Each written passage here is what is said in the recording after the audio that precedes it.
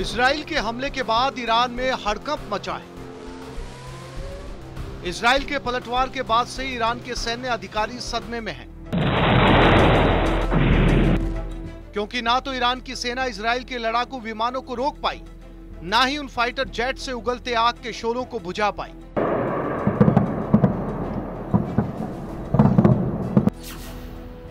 Iran पर हमले का पुख्ता प्लान।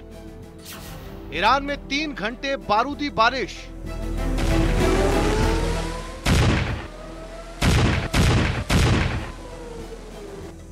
बदले की आग में तमतमाई इजराइल की सेना ने ईरान पर पलटवार करने के लिए फुल प्रूफ प्लान बनाया था।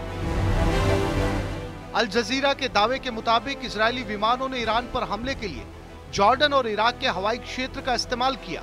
साथ ही सीरिया के स्वीदा में सैन्य रडार पर हमला करके वहां ईरान के सर्विलांस सिस्टम को तबाह कर दिया, जिससे ईरान तक कोई मैसेज न पहुंचे। इस दौरान इजराइल ने अपने घातक विमान F-35, F-16 समेत 100 लड़ाकू विमान ईरान की सीमा के पास भेजे। इजराइल के इस प्लान की एक तस्वीर भी सामने आई है। दावे के मुताबिक ये तस्वीरें तब की है जब इजराइल का सबसे घातक लड़ाकू विमान जॉर्डन के एयर स्पेस से इराक होते हुए ईरान की तरफ जा रहा था।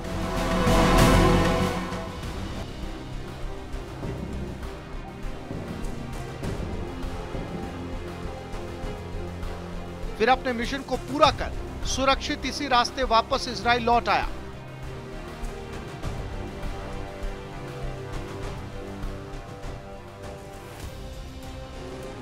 ऐसे में इजराइल के लड़ाकू विमानों को ईरान रोक पाने में नाकाम रहा, चूंकि जंग में जॉर्डन इजराइल के साथ है।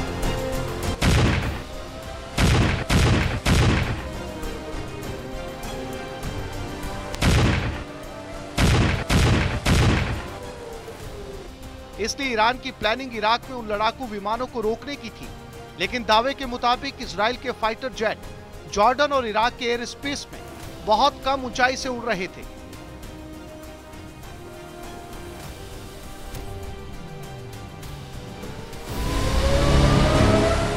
इसलिए ईरान की रडार में आने से बच गए। ईरान पर इजराइल का यह हमला अचानक नहीं हुआ। खामनेई की सेना को इस जंग की सूचना पहले ही दी जा चुकी थी।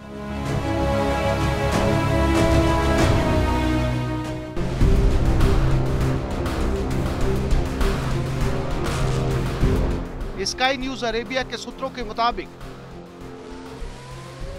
रूस ने इजराइल के हमले की शुरुआत से कुछ घंटे पहले ईरान को इजराइल और अमेरिका के ऑपरेशन के बारे में खुफिया जानकारी दी थी, जिससे ईरान पहले ही अलर्ट हो गया था।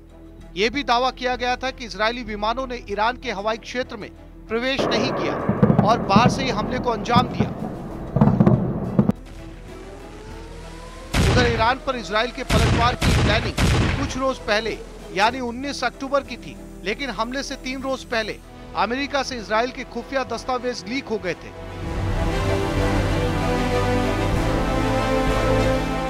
जिससे हमला टलकर 24 दिन बाद हो गया।